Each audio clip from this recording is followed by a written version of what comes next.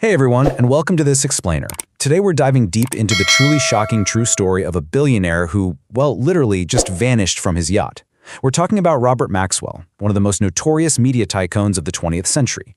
His life was this absolute roller coaster of incredible triumphs, staggering frauds, and a seriously dark legacy that honestly still makes headlines today. Let's get right into it. Okay, let's dive into this. Picture the scene, all right? It's the early hours of November 5th, 1991. The location is the warm, dark waters off the coast of the Canary Islands. The body of Czechoslovak-born British publishing tycoon Robert Maxwell is pulled from the Atlantic Ocean. He's found floating away from his utterly luxurious super yacht, the Lady Ghislaine. Now, initially, investigators thought, maybe he suffered a heart attack and just slipped into the water. But that simple explanation, it quickly gave way to a massive, massive mystery. Did he fall? Was he pushed? Or did he jump? You see, the contrast here is just jarring.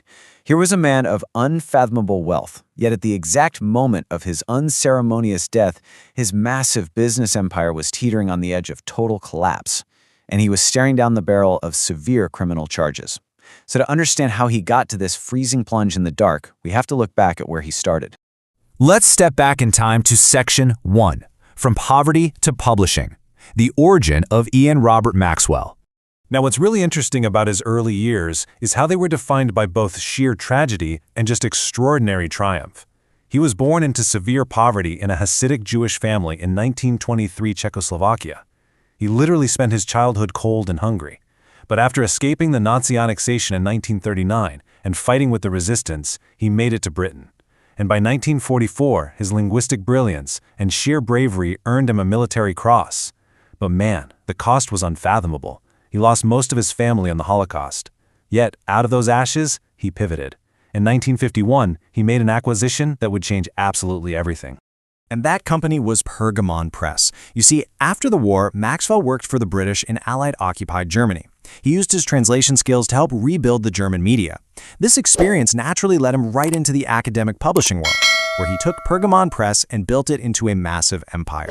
And he was actually incredibly visionary here. He accurately predicted that academic publishing would eventually be dominated by these massive databases of scientific journals. It turned into a highly lucrative enterprise, and honestly, it was the real foundation of his entire wealth. Which brings us to Section 2, Building a Media Empire, the quest to rival Murdoch. So as the 1980s rolled around, Maxwell just wasn't satisfied with academic journals anymore. He wanted mainstream, global power. And this brilliantly illustrates the massive scale of his empire. He went on a massive buying spree. He snatched up the sensationalist tabloid Mirror Group in 1984 for £113 million. He wanted total control of everything. He rescued the Oxford United Football Club from bankruptcy, took over the New York Daily News, and acquired the publishing giant Macmillan Inc. At this point, he was living out of a 51-bedroom mansion called Headington Hill Hall. He even had a helipad right on the lawn so he could just fly directly to London for business whenever he wanted. But right here is the number that changed everything. $2.6 billion. That was the cost of acquiring Macmillan Inc. back in 1988. It was a staggering figure, just a massive overreach that stretched his finances way, way beyond their breaking point. This purchase right here, it was the spark that ignited his total financial downfall. Which leads us to the grim reality hidden behind all those helicopters and mansions in Section 3, a financial house of cards, the illusion of wealth.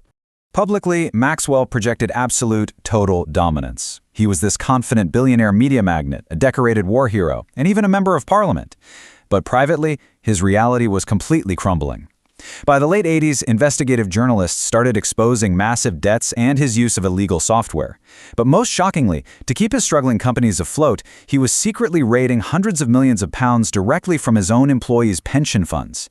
It was a monumental, unthinkable betrayal of the everyday workers who trusted him. And the truth is, the warning signs had actually been there all along. His shady tactics weren't exactly new.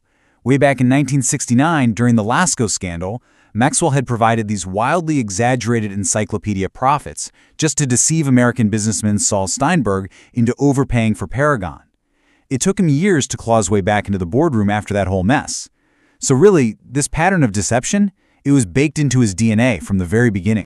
As the walls really started closing in during the early 90s, his behavior became incredibly extreme and, well, just erratic. He faked a £60 million sale of Italian subsidiaries purely to artificially boost market confidence. He legally created millions of shares just for his family members. He turned into a ferocious bully to his staff, eating these gargantuan meals, drinking heavily, and popping sedatives. There was even this notorious scandal where he allegedly urinated right off the roofs of the Daily Mirror building onto the London streets below, just before hopping into his helicopter. He was a man spiraling completely out of control. The pressure had to break, and it finally did in the autumn of 1991. Section 4. The Final Voyage, November 1991.